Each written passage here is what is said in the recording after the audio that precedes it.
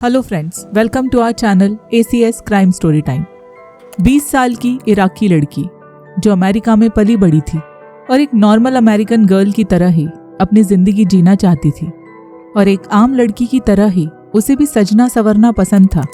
उसके छोटे छोटे सपने थे, जैसे अपनी पढ़ाई पूरी करके जॉब करना, अपने पसंद के लड़के से शादी करना, अपनी फैमिली को आगे बढ़ाना और अपनी लाइफ के फैसले खुद लेना। क्या ये बहुत ज़्यादा था? लेकिन असल में वो एक दोहरी जिंदगी जी रही थी। आखिर क्या हुआ था उसके साथ, आइए जानते हैं। ये कहानी है नूर फलह अल-मालेकी की। नूर का जन्म 18 फरवरी 1989 में इराक में हुआ था और जब वो सिर्फ 4 साल की थी तब मिड 90s में उसका पूरा परिवार इराक और सद्दाम हुसैन से भागकर अमेरिका के एरिज़ोना आ गया था और फिर फिनिक्स एरिया में रहने लगा था, जहां पहले से ही अरबी लोगों की बहुत बड़ी कम्युनिटी रहती थी। नूर के परिवार में उसके पिता फलह हसन अल-मालेकी, माँ और 6 भाई बहन थे। नूर ने अपनी ग्रेजुएशन डायसार्ट हाई स्कूल से की थी, जो एरिज़ोना में स्थित है, और वो ग्लैंडेल कम्युनिटी कॉलेज एरिज़ोना से डिग्री कर रही थी। नूर को जानने वाले लोग उसे बहुत ही फन लविंग गर्ल मानते थे, जो बड़ी आसानी से दोस्त बना लेती थी। उसके दोस्तों का कहना था कि वो एक बहुत ही जिंदा दिल, हंसमुख, लविंग और केयरिंग लड़की थी। वो टेनिस खेलती थी, कार्टून्स की आवाज़ें निकालती थी, डार्क जीन्स पहनती थी, ज्वेल्ड सैंडल्स और फ्लोई टॉप्स पहनती थी, अपने दोस्तों को डूड कह के बात किया करती थी। वो किसी भी अन्य लड़की की तरह ही एक आम लड़की थी, जो आज़ादी से अपनी लाइफ एंजॉय कर रही थी। लेकिन नूर घर पर एक अलग जिंदगी जीती थी। उसका परिवार बहुत ही कंजर्वेटिव और ऑर्थोडॉक्स था। उनका कल्चर बहुत अलग था, जहां लड़कियों को अपने फैसले खुद लेने की आज़ादी नहीं थी। नूर एक अंधेरी दुनिया में रहती थी। खाना बनाना, साफ सफाई करना और अपने 6 छोटे भाई बहनों की देखभाल करना उसका काम था। वहां उसे फ्रीडम से जीने की आज़ादी नहीं थी। नूर के पिता 49 वर्षीय फलह अल-मालेकी स्ट्रिक्ट और डोमिनेटिंग थे और उन्हें नूर का लड़कों के साथ मेलजोल बढ़ाना, जीन्स पहनना, सोशल मीडिया पे पिक्चर्स पोस्ट करना बिल्कुल पसंद नहीं था। वो इसे गलत मानते थे। नूर के पिता चाहते थे कि नूर हर हाल में उनका ट्रेडिशनल कल्चर फॉलो करे और नूर को हर हाल में अपने पिता के सारे आदेशों को मानना पड़ता था, क्योंकि अगर नूर उनकी बात नहीं मानती थी तो नूर के पिता उस पर हाथ उठाते थे, उसे मारते पीटते थे। नूर के पिता चाहते थे कि नूर उनके होमलैंड यानी इराक के किसी व्यक्ति से शादी करे जिसे उन्होंने नूर के लिए चुना हो।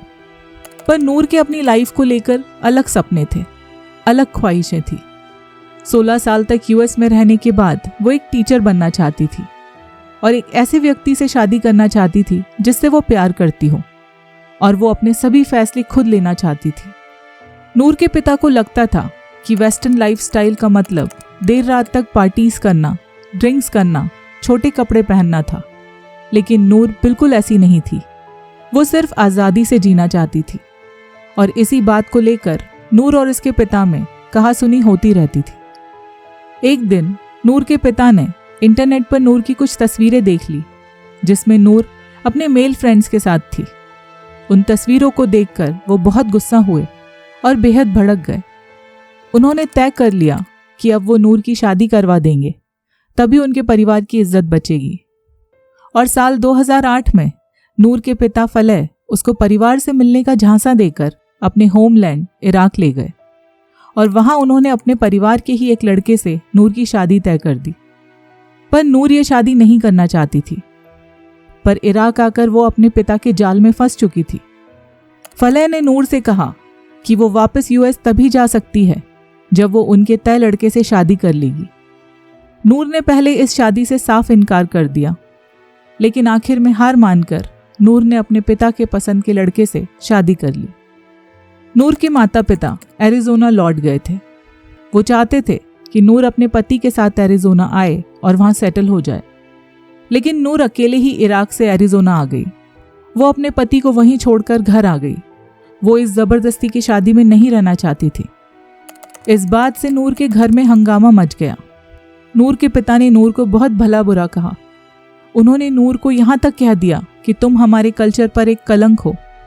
उन्होंने कहा कि नूर ने उनके परिवार की इज्जत को तार तार कर दिया है, वो इसके लिए उसे कभी माफ नहीं करेंगे। उनके बीच बहुत कहासुनी हुई और नूर वो घर छोड़कर चली गई। लेकिन नूर के पास कोई जॉब या आमदनी का जरिया नहीं था, इसलिए वो अपने अलग अलग दोस्तों के घर पर रहने लगी। इससे उसके परिवार वाले और भी ज्यादा गुस्सा हो गए और बार बार उसे कहीं से भी ढूंढ निकालते थे और उसे कहते थे कि उसे अपने पति के साथ रहना चाहिए और उसने फैमिली को डिसऑनर किया है और उसका बिहेवियर बहुत ही डिसरेस्पेक्टफुल है।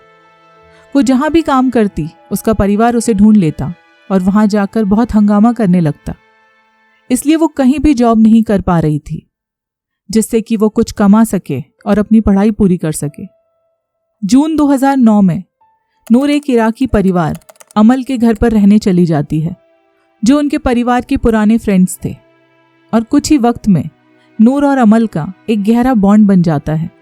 नूर और अमल एक स्पेशल बॉन्ड शेयर करती थी जो माँ बेटी के रिश्ते से भी ऊपर था। अमल का एक बेटा था जिसका नाम मरवान था। धीरे धीरे मरवान और नूर एक दूसरे को पसंद करने लगते हैं और डेट करने लगते हैं। ये बात नूर के परिवार को पता चल जाती है और वो इस बात से बहुत भड़क जाते हैं। उन्हें यह हरगिज मंजूर नहीं था कि नूर अपने बॉयफ्रेंड के साथ उसके घर पर रहे। वो नूर को अपने साथ वापस ले जाने के लिए अमल के घर आ जाते हैं और घर के दरवाजे को जोर से पीटने लगते हैं। वो नूर को बाहर आने के लिए कहते हैं, पर अमल पुलिस को कॉल कर देती है। नूर के पिता फलह गुस्से से पागल और आक्रामक हो जाते हैं और पुलिस से कहते हैं कि you can put me in jail for the rest of my life, but I am tired of having my daughter dishonour me by living with this family. इसका मतलब है तुम मुझे पूरी जिंदगी के लिए जेल में डाल सकते हो, पर जिस तरह से मेरी बेटी ने इस फैमिली के साथ यहाँ रहकर मुझे डिसऑनर किया है उससे मैं थक चुका हूँ। इसके बाद भी नूर का परिवार उसका पीछा नहीं छोड़ता है और करीब 3 महीने बाद नूर की माँ अमल के घर आ जाती है और नूर को वापस अपने घर ले जाने के लिए हर तरह का प्रयास करती है, पर नूर उनके साथ जाने के लिए साफ इनकार कर देती है, जिस पर उसकी माँ कहती है, you know what, you have something coming to you in 2 days। इसका मतलब है 2 दिनों में उसके साथ कुछ बुरा होने वाला है। और हुआ भी ठीक वैसा ही। 20 अक्टूबर 2009 के दिन नूर अपने बॉयफ्रेंड की मां अमल की सहायता करने के लिए उनके साथ Arizona department of economic security के ऑफिस जाती है। और ये एक इत्तेफाक था या नियति, वो वहां अपने पिता फलह को देखती है और डर के मारे कांपने लगती है और वो उसी वक्त अपनी एक दोस्त को टेक्स्ट मैसेज करती है, dude so scary, I am with my aunt at the welfare place and guess who walks in, my dad, I am so shaky. इसका मतलब है ये बहुत ही डरावना है, मैं अपनी आंटी के साथ वेलफेयर ऑफिस आई हूँ और सोचो यहाँ कौन दिखा, मेरे पिता, मैं अभी भी कांप रही हूँ। इसके बाद नूर के पिता फलह वहाँ से चले जाते हैं और जब नूर अपनी आंटी अमल के साथ उस ऑफिस से निकलकर पार्किंग की तरफ जा रही थी, तब अचानक नूर के पिता फलह करीब 60 किलोमीटर पर आवर की स्पीड में अपनी जीप से नूर और अमल को जोरदार टक्कर मार देते हैं, जिससे अमल 20 फीट दूर जाके गिरती है और नूर गाड़ी के नीचे फंस जाती है और गाड़ी के साथ घसीटते चली जाती है। फलह यहीं नहीं रुकता, ना ही वो गाड़ी के ब्रेक लगाता है और गाड़ी सीधे एक पेड़ से जा टकराती है और नूर वहीं गिर जाती है। इसके बाद वो आराम से गाड़ी रिवर्स करके वहां से भाग जाता है।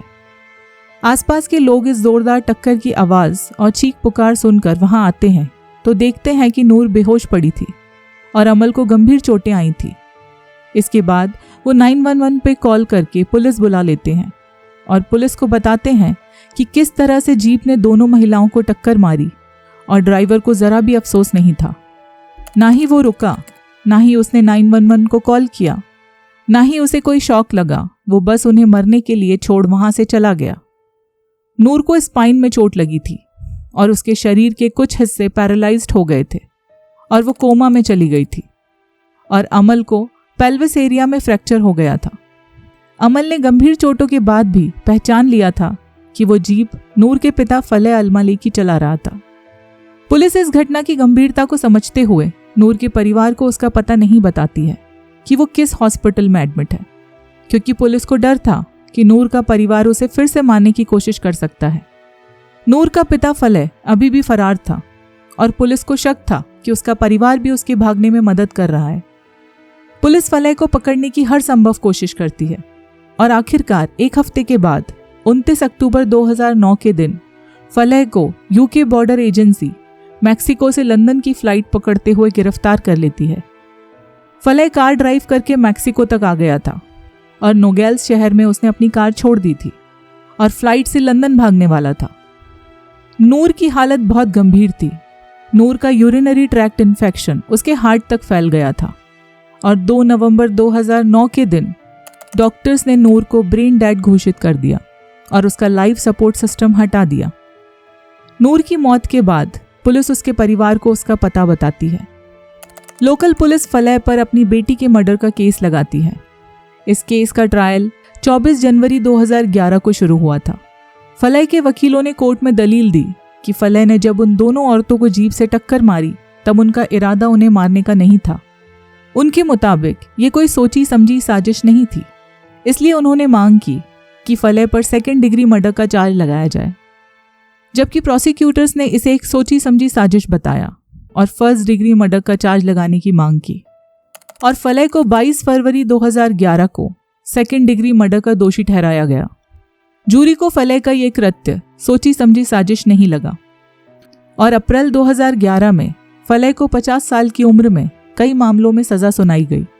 अपनी बेटी की हत्या के लिए, उसके बॉयफ्रेंड की मां अमल को घायल करने के लिए और क्राइम सीन से फरार होने के लिए फलह को 34.5 सालों की सजा सुनाई गई। नूर के दोस्तों ने उसका एक फेसबुक पेज बनाया था जिस पर 4000 से ज्यादा लोगों ने शोक जताया। दोस्तों, इसी के साथ आपसे अलविदा लेते हैं और मिलते हैं एक नई कहानी के साथ। तब तक अपना और अपने परिवार का ख्याल रखिए और ये वीडियो आपको पसंद आया हो तो वीडियो को लाइक और चैनल को सब्सक्राइब जरूर कर लीजिए। Thank you.